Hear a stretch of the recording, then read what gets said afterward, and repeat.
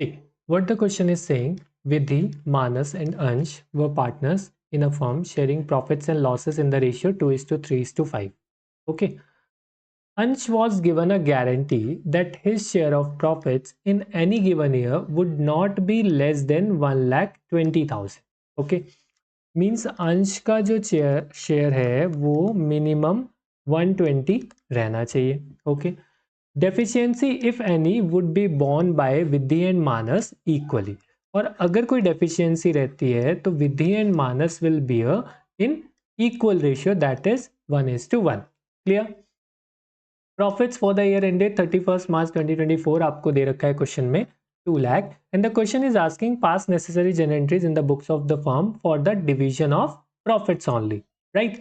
तो जो division of profits की जनरल एंट्री होती है मींस बेसिकली जो P&L अप्रोप्रिएशन के थ्रू हम लोग डिवाइड करते हैं प्रॉफिट्स को पार्टनर्स के बीच में, that entry you have to pass. Simple.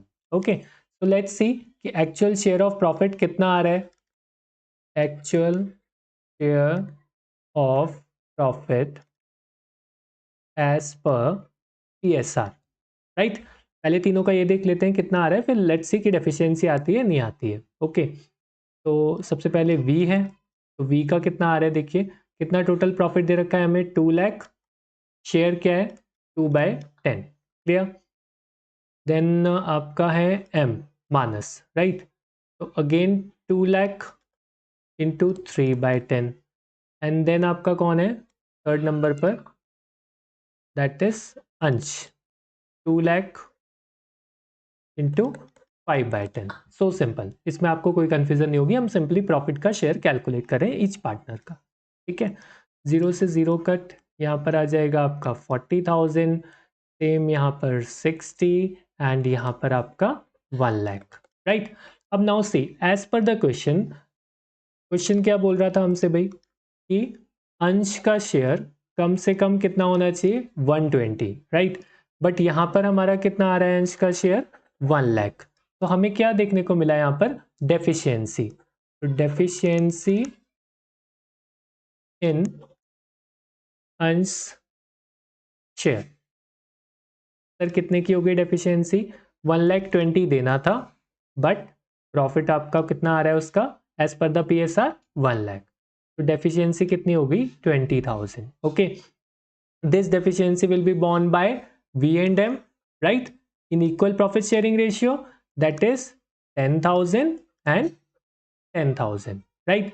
तो यहां पर V का एक्चुअल प्रॉफिट कितना हो जाएगा 40,000 minus 10,000, that is 30,000. And similarly M का कितना हो जाएगा 60 minus 10,000, that is 50,000. Got it. और एक उसमें हम ऐड कर देंगे.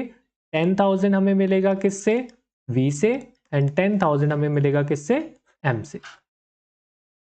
तो सिंपल 1,20,000 ए को प्रॉफिट मिल गया एंड एक्चुअल शेयर V का कितना बना 30,000 एंड M का कितना बना 50,000 और A का आपका कितना हो गया फाइनली 1,20,000.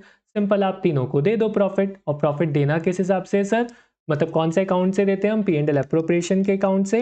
तो एंट्री क्या बनेगी P&L appropriation account debit to V's capital account